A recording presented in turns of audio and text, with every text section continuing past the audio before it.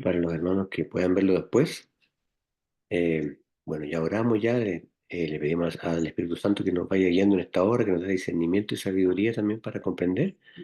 Y bueno, mientras el mundo, ¿cierto? Esta hora está a lo mejor viendo televisión, haciendo otras cosas, nosotros, como unos locos, ¿cierto? Por el Señor, nos enfocamos en aprender más de su palabra, ¿cierto? Que Mm, es lo que nos conviene en esta hora. Habíamos quedado, eh, habíamos terminado mejor dicho, habíamos empezado el segundo Tesalonicense, habíamos terminado el primer capítulo, y ahora vamos a leer el segundo capítulo desde el versículo 1 hasta el versículo 12. Entonces, segunda Tesalonicense, capítulo 2, del 1 al 12 vamos a leer. Dice así, dice un título de la Reina Valera, Manifestación del hombre de pecado. Pero con respecto a la venida de nuestro Señor Jesucristo y nuestra reunión con Él, os rogamos, hermanos, que no os dejéis mover fácilmente de vuestro modo de pensar, ni os conturbéis, ni por espíritu, ni por palabra, ni por carta, como si fuera nuestra, en el sentido de que el día del Señor está cerca. Nadie os engañe en ninguna manera, porque no vendrá sin que antes venga la apostasía y se manifieste el hombre de pecado, el hijo de perdición, el cual se opone y levanta contra todo lo que se llama Dios, o es objeto de culto, tanto que se sienta con él en el templo de Dios, como Dios haciéndose pasar por Dios. ¿No os acordáis que cuando yo estaba todavía con vosotros os decía esto? Y ahora vosotros sabéis lo que lo detiene, a fin de que a su debido tiempo se manifieste, porque ya está en acción el ministerio de la iniquidad, solo que hay quien al presente lo detiene, hasta que él a su vez sea quitado de en medio.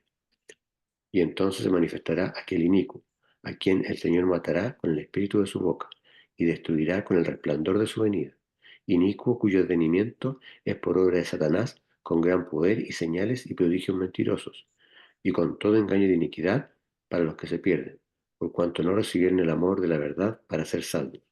Por esto Dios les envía un poder engañoso para que crean la mentira, a fin de que sean condenados todos los que no creyeron a la verdad, sino que se complacieron en la injusticia. Entonces, está hablando la palabra claramente continúa hablando acerca de la segunda venida, ¿cierto?, del Señor. Esto es cerca del año 54 después de Cristo.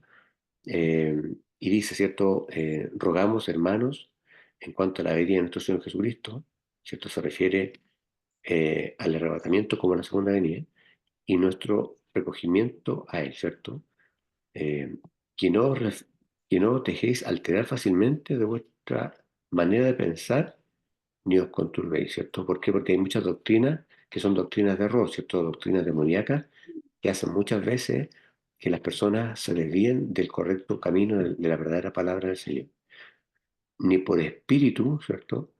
Ni por palabra, porque también hay personas que hablan, ¿cierto?, en el nombre del Señor, en circunstancias que están hablando doctrinas que son de error, ni por carta como nuestra, ¿cierto? Porque en algún momento, en ese tiempo, estuvieron circulando algunas cartas que decían ser cartas proféticas, escritas por Pablo, que en realidad eran falsificadas.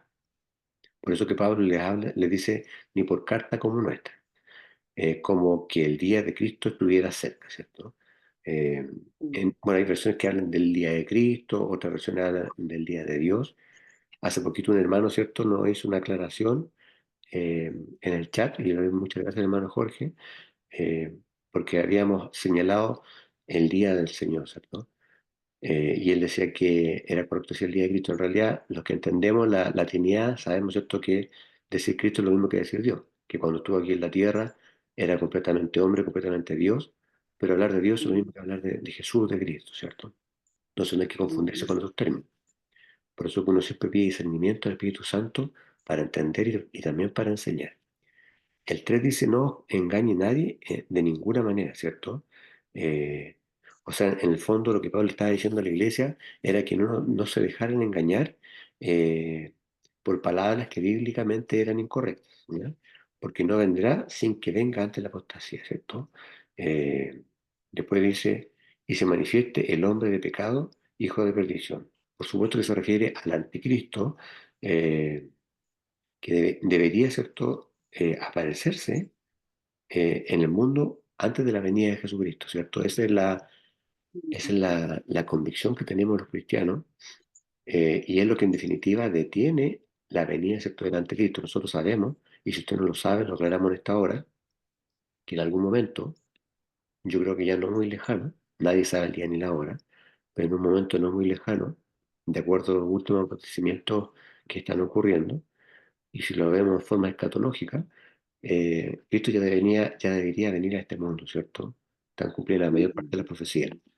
Pero para que eso ocurra, es decir, para que Cristo venga a llevarse a su iglesia, eh, va a ocurrir eso y después se va a manifestar la figura del anticristo, porque la misma palabra dice que hay algo que detiene al hombre de maldad, y es, ¿cierto?, la iglesia, ¿cierto? La verdadera iglesia de Cristo, no los religiosos, ¿cierto?, que se juntan todos los domingos con terno y corbata, a lo mejor, o a predicar para ser vistos, etcétera, sino que las personas que realmente tienen una relación de intimidad con el Señor, cuando esas personas sean arrebatadas por el Señor en las nubes, ahí, ¿cierto?, va a estar el escenario listo para que se manifieste el hombre de maldad, ¿cierto? Pero por el momento lo que lo detiene es la iglesia de Cristo, la verdadera iglesia de Cristo, que todavía está en la tierra, que no ha sido arrebatada. Dice después, eh, oponiéndose y levantándose contra todo lo que se llama Dios, ¿cierto?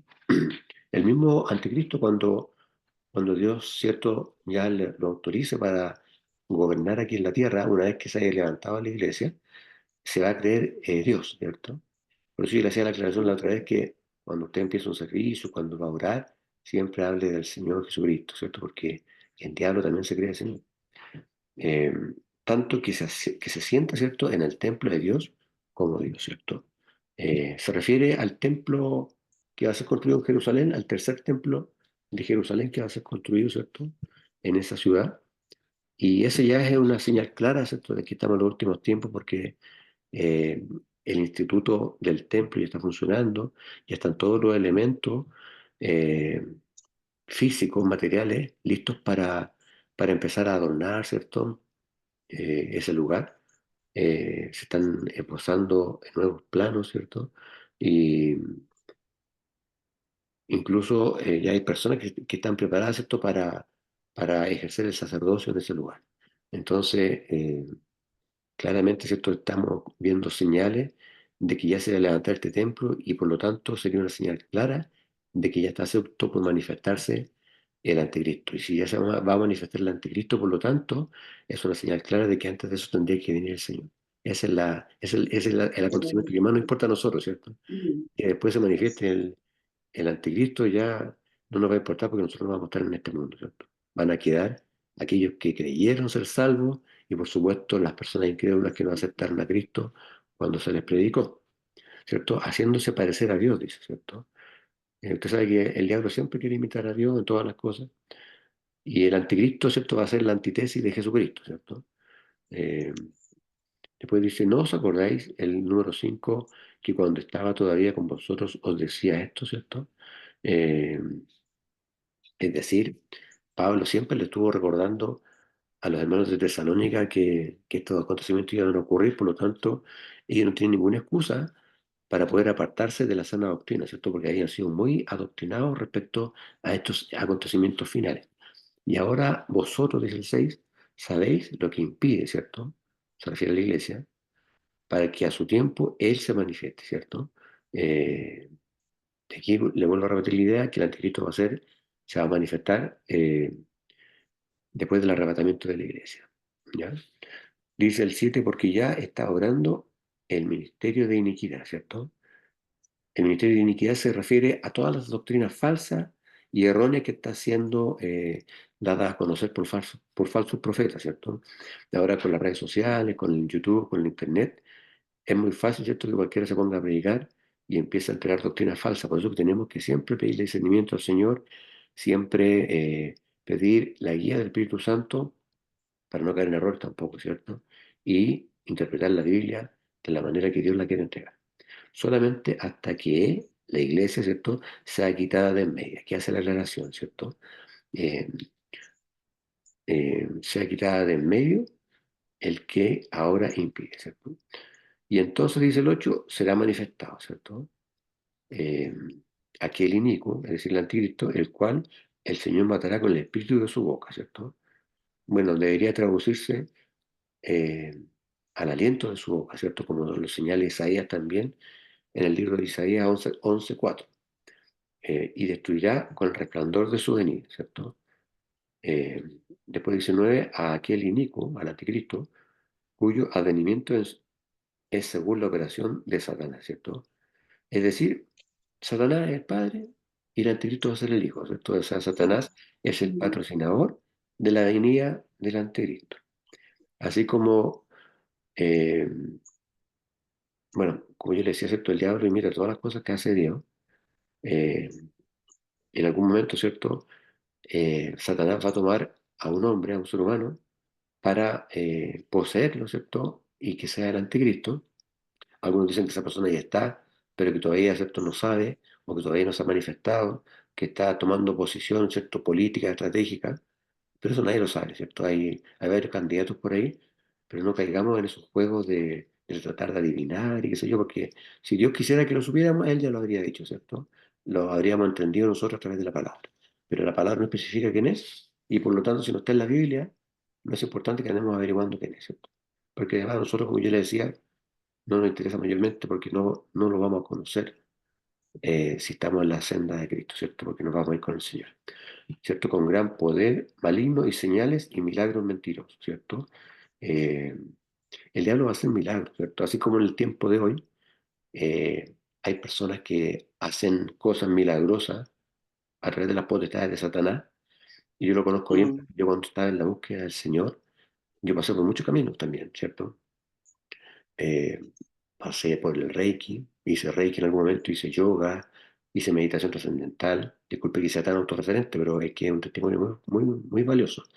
Eh, Me desdoblaba, ¿cierto? Hacía salir mi espíritu del cuerpo. Imagínense qué aberración más grande. Me acuerdo mm, que vivía ahí en un blog por ahí cerca, y iba a visitar a mi papá en la noche en el espíritu, imagínense. Pero eran potestades del enemigo que me trataban de confundir porque yo buscaba algo más. Yo sabía que tenía que haber algo más espiritual en mi vida. Entonces buscaba y pasé por toda esa etapa: Reiki, yoga, viajes astrales, meditación trascendental. Y en algún momento había personas que se sanaban cuando yo le imponía las manos, imagínense. Pero ¿sabe cuál era el problema? Que yo me daba la gloria a mí mismo, porque me sentía poderoso porque las personas se sanaban con el poder de mis manos. Entonces ahí era el diablo que me estaba dando esa potestad de parte de él para sanar a la persona, pero yo me daba la gloria a mí. Entonces cuando yo acepté a Cristo y lo entendí, Dios me seguía dando esa bendición, ese don, pero yo la gloria se la daba a Dios. ¿Cierto? Y hay muchos hermanos en la iglesia que se sanaron por la imposición de manos, pero yo lo hacía en el nombre de Señor Jesucristo y le daba toda la gloria. Entonces, hay cosas milagrosas. Por ejemplo, hay gente que adivina el futuro, pero lo hace por potestades diabólicas. El diablo le da esas potestades para adivinar cosas, porque el diablo también sabe algunas cosas, pero las personas se dan la gloria a él y le quitan la gloria a Dios. Esa es la gran diferencia. Usted va a ver milagros, a lo mejor va a ver sanaciones que son temporales, eh, va a haber milagros, pero son cosas, potestades entregadas por el diablo, para quitarle la gloria a Dios. Porque el diablo imita todas las cosas que Dios hace. Y con todo engaño de iniquidad en los que perecen, ¿cierto? Eh, Dice después, por cuanto no recibieron el amor de la verdad para ser salvos, ¿cierto? Todas las personas que mueran sin haber aceptado a Cristo o habiéndolo conocido, lo hayan rechazado, van a morir, ¿cierto? Y después van a resucitar, por supuesto, pero para condenación eterna, ¿cierto? Y los que vamos a morir antes de que Cristo venga, vamos a morir, pero vamos a estar esperando resucitar para una vida eterna mm, con el Señor, ¿cierto? Dice después, por tanto, pues, dice el 11, les envía Dios un poder engañoso, eh, para que crean a la mentira, ¿cierto? Eh, para que crean la mentira, para que sean condenados todos los que no creyeron la verdad, ¿cierto? Es decir, quienes no aceptaron a Cristo como su Señor, sino que se complacen en la injusticia, ¿cierto? Eh, Bien, sigamos avanzando. Vamos a leer desde el versículo 13 hasta el final del capítulo 2, ¿ya? Versículo 13 hasta el versículo 17. Dice así, escogidos para salvación. Pero nosotros debemos dar siempre gracias a Dios respecto a vosotros, hermanos amados por el Señor, de que Dios os haya escogido desde el principio para salvación, mediante la santificación por el Espíritu y la fe en la verdad, a lo cual os llamó mediante vuestro Evangelio para alcanzar la gloria de nuestro Señor Jesucristo. Así que, hermanos, estad firmes y retened la doctrina que habéis aprendido, sea por palabra o por carta nuestra, y el mismo Jesucristo, Señor nuestro, y Dios nuestro Padre, el cual nos amó y nos dio consolación eterna y buena esperanza por gracia, conforte vuestros corazones y os confirme en toda buena palabra y obra. ¿Cierto?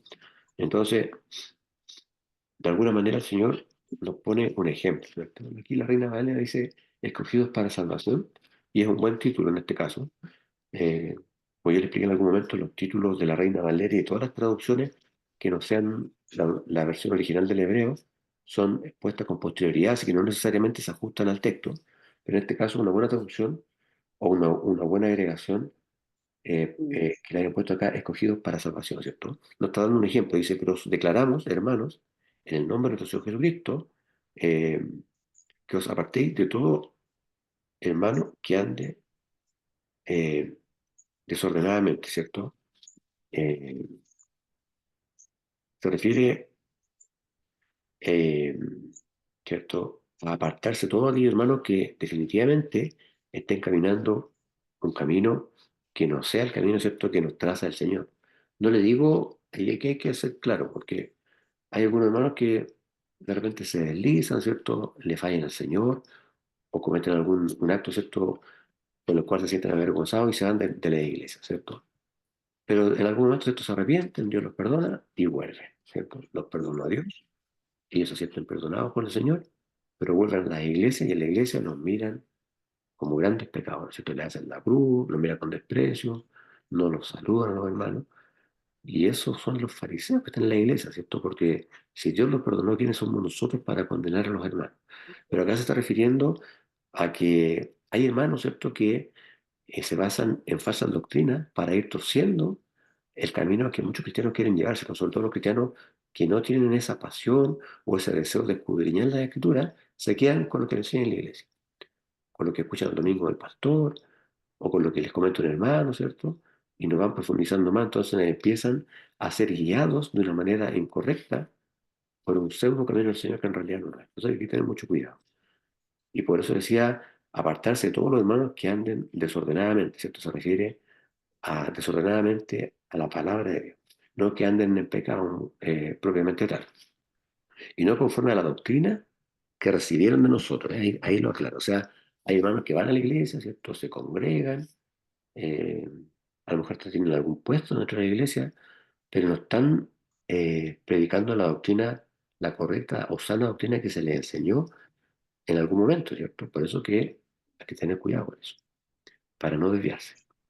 Después dice, porque vosotros, el 7 vosotros mismos sabéis de qué manera debéis imitarnos, ¿cierto?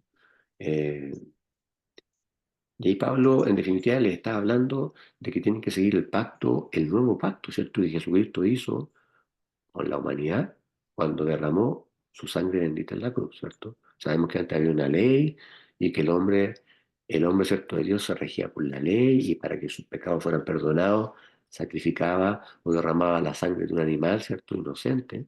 Pero Cristo murió por nosotros y Él derramó su sangre para que no fuera necesario hacer más holocaustos y más sacrificios para el perdón de nuestros pecados, ¿cierto? Entonces, por eso dice, porque vosotros mismos sabéis de qué manera debéis imitarnos, ¿cierto? O sea, imitar a Pablo, ¿cierto? Y a toda su doctrina conforme al nuevo pacto, ¿cierto? Porque habían hermanos que querían seguir aplicando la ley y rasgaban vestiduras cuando la ley no se cumplía, en circunstancias eh, que Pablo estaba hablando de seguir el pacto que Dios había trazado al morir en la cruz, ¿cierto? Lo que pasa, por ejemplo, con un tema tan sensible como el diezmo, ¿cierto? El diezmo es una ordenanza bíblica, por supuesto, pero que está bajo la ley, ¿cierto? Nosotros vivimos bajo la gracia.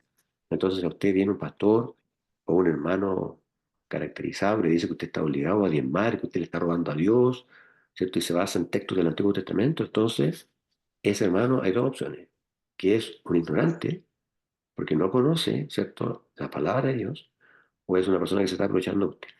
Porque conforme al nuevo pacto que Cristo hizo en la cruz, por la humanidad, en términos de diezmo, de ofrenda, nadie está obligado a diezmar, ¿cierto? Usted puede ofrendar lo que usted quiera, pero tiene que hacerlo con alegría, ¿cierto? Usted va a diezmar 100 pesos, lo hace con alegría, es una tremenda bendición, pero usted puede diezmar 1 millón de pesos. Si lo hace porque se siente obligado, porque cree que Dios lo va a castigar, o porque quiere quedar bien con el pastor, entonces está perdiendo por todos lados. Está perdiendo la bendición y está perdiendo las lucas. Se lo digo súper claro, ¿cierto? Hágalo con amor, hágalo con alegría, porque usted lo siente, porque usted desea ofrendar. Por supuesto que el dinero es necesario en la iglesia, ¿cierto? Sobre todo en la iglesia nueva que se está levantando. Para levantar una iglesia, para comprar una banca, para ayudar a un hermano que está necesitado, para comprar Biblia, testamento, etcétera. Pero que no sea una obligación, que no sea algo gravoso para usted. Hágalo eh, contento, ¿cierto? Con alegría, como decía Pablo. Por eso De hablaba corazón. de que debemos imitar a Pablo en cuanto a lo que él dice, o mejor dicho, en lo que dice respecto con el nuevo pacto, ¿cierto? Porque no anduvimos desordenadamente entre vosotros, ¿cierto? Eh, es decir, Pablo les recordaba y les enrostraba a los hermanos de Tesalónica que él había llevado una vida santificada, ¿cierto? Como la que el Señor espera de cada uno de nosotros, ¿ya? El pecado no puede tener dominio en la vida de un cristiano. Vamos a seguir pecando. Yo no soy nadie para juzgarlo a ninguno de nosotros, ¿cierto? Pero el pecado tiene que ir en descenso. El yo, ¿cierto? La Elizabeth, la Gladys, la Patricia, el Fernando y todo lo que vayan a escuchar tienen que irse empequeñeciendo. Nosotros, nuestros pecados, nuestros deseos, nuestras concupiscencias tienen que ir disminuyendo y el Espíritu Santo de Dios creciendo dentro de nosotros, ¿cierto? De esa manera nos vamos santificando. Es muy difícil que alcancemos una santidad completa, ¿cierto? Sería una mentira, porque el único santo, el único bueno es el Señor. Pero hay que esforzarse por lograrlo al máximo, ¿cierto? Dice después, el 8, ¿cierto? Ni comimos de balde el pan de nadie, ¿cierto? Eh, Se refería a Pablo ahí, ¿cierto? De que él no era carga de nadie, sino que obraba con trabajo y fatigas de noche y de día para no ser gravosos a ninguno de vosotros, ¿cierto? Es decir, Pablo le recordaba también a sus hermanos que él hacía un oficio eh, particular, ¿cierto? Él, como dice la Biblia y los libros de historia también, Pablo hacía tiendas de campaña, ¿cierto? Fabricaba Mm. tiendas de campaña. Ese era su trabajo secular, digamos, ¿cierto? De esa manera él suplía algunas necesidades materiales. Por eso decía que él no era una carga para los hermanos, porque no solamente se dedicaba a predicar y recibía las ofrendas, sino que él también tenía un trabajo, ¿cierto? Y después dice, no porque no tengamos el derecho de pedir ayuda. Es decir, él le manifestaba a los hermanos que había un derecho de parte del predicador, de parte del evangelista, ¿cierto? De pedir, ¿cierto? Una retribución. Eh, pero él no quería hacer carga a nadie y se dedicaba a fabricar sus carpas, ¿cierto? Eh, Sino para daros a vosotros un ejemplo a fin de que nos imitáis, a fin de que nos imitaseis, ¿cierto? Eh, y después dice el 10, dame un segundo, dice, porque aun cuando estábamos con vosotros, os declarábamos esto, que si alguno no quiere trabajar, tampoco coma, ¿cierto? Es decir, cuando una persona era perezosa y no trabajaba, entonces no se podía prescindir de su ayuda, ¿cierto? En otras palabras, no está bien darle dinero a una persona que era así, ¿cierto? Que no quería trabajar y que era perezosa. Porque oímos que andaban algunos entre vosotros desordenadamente, no trabajando en nada, sino ocupados en entrometerse donde no se les había llamado, ¿cierto? Es decir, se vanagloriaban de ciertas circunstancias con respecto a las predicaciones que otras personas habían hecho. A los tales requerimos y rogamos por nuestro Señor Jesucristo, eh, trabajando con tranquilidad, que trabajando con tranquilidad coman su pan, ¿cierto? Es decir, eh, que podían estar en la iglesia, que podían trabajar, pero que no se intrometieran en los asuntos de los demás, si no tenían la claridad o no tenían la madurez para poder guiarlos y orientarlos, ¿cierto? Y el 13 dice, y vosotros, hermanos, no os canséis de hacer el bien, ¿cierto? Eh, y si alguno no obedeciere a nuestras palabras por carta, notad al tal y no os juntéis con él para que se avergüence. Y el 15 dice, pero no lo tengáis como a enemigo, ¿cierto? Es decir, eh, todas estas personas que se considera que estaban de alguna manera fuera del camino, ya sea porque eran desordenados, ¿cierto? O porque seguían una doctrina externa, no obstante a ello había que amarlos, ¿cierto? Con el amor de Cristo y perdonar todas esas iniquidades o esas circunstancias en las cuales estaban cayendo. Y finalmente, ¿cierto? Les da una bendición, Pablo, ¿cierto? En el 16 dice, y el mismo Señor de paz, os dé siempre paz de todas maneras, ¿cierto? Esa paz que resulta de la santificación, ¿cierto? Por eso dice, el mismo Señor de paz, os dé siempre paz de todas maneras, ¿cierto? Usted puede tener problemas, puede tener dificultades, circunstancias difíciles, pero esa paz de Cristo amilana cualquier circunstancia que usted pueda estar viviendo. El Señor sea con todos vosotros, ¿cierto? Es decir, que se refiere a que todos podemos tener esa paz de Cristo a través de la santificación, ¿cierto? Y el 17, el saludo es de mi mano, Pablo, la cual es contraseña a toda carta mía, así escribo, ¿cierto? Eh, Él, de alguna manera, ¿cierto? Llega a un acuerdo con los hermanos para que puedan identificar sus cartas, ¿cierto? Porque como decíamos anteriormente, estaban circulando cartas que eran falsificaciones para torcer la doctrina del Señor. El diablo, como siempre, tratando de hacer cualquier cosa para desvirtuar la palabra del Señor. La gracia de nuestro Señor Jesucristo sea con todos vosotros, ¿cierto? Sabemos que ese hecho es posible, perdón, a través de la cruz. Amén, ¿cierto?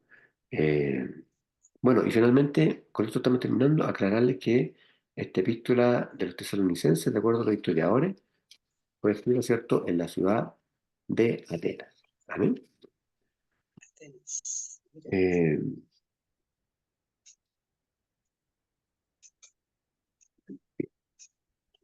con esto estamos terminando eh, el libro de tesalonicenses y la próxima semana, con la ayuda del Señor, vamos a estar orando para ver cuál va a ser el siguiente libro que vamos a estudiar. ¿Ya? Bien, voy a pedirle a la Eli que nos pueda despedir con una oración, por favor. Ok. Bendito y amado Padre Celestial, te damos gracias por esta noche, por haber escuchado tu palabra y haber entendido el mensaje que nos ha indicado nuestro hermano Fernando. Te pedimos claridad y poder seguir tus pasos, Señor, que nos rodees de gente como nosotros que queremos seguir en el Evangelio y aléjanos de toda maldad y de toda gente que quiere causarnos daño. Danos salud y vida, Señor. Protege a los enfermos. Dale salud a todas aquellas personas que están pasándolo mal. Bendice a nuestra familia, Señor, y protégenos de todo mal. También bendice nuestra mesa para que nunca falten los alimentos y siempre estemos rodeados de tu gozo, Señor. Te pedimos una bendición para nuestras familias en el sagrado nombre de tu Hijo Jesucristo. Amén. Amén.